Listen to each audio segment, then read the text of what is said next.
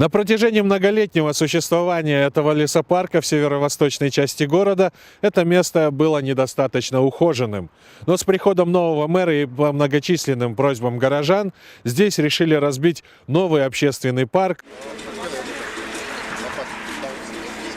Церемония закладки капсулы под строительство нового парка состоялась с участием мэра города Азиза Суракматова, представителей Горкенеша и местных жителей. В парке планируется построить спорткомплекс со скейт-парком, рампой для велосипедистов и площадками для командных видов спорта, велодорожку и зону для так называемого тихого отдыха с газонами и цветниками. Сегодня мы в Первомайском районе начинаем строительство нового парка.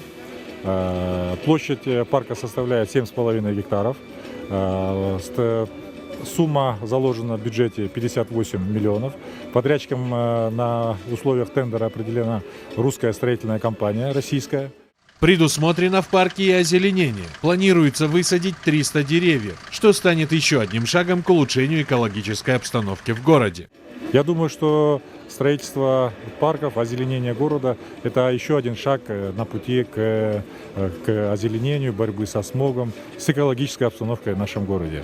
Как вы сегодня заметили, мы отказались от песка против гололеда. Мы сегодня дороги против гололеда обрабатываем только солью и ингредиентами.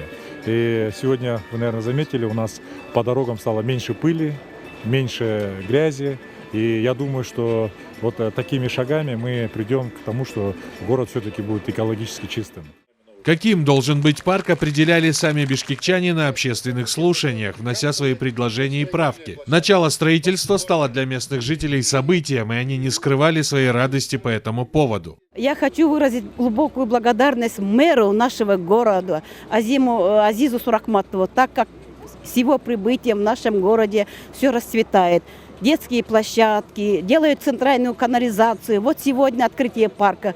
Наши жители очень рады. Стоимость строительно-монтажных работ составила порядка 58 миллионов сомов. Обустройство нового общественного пространства планируется завершить к Дню независимости Кыргызстана в 2020 году.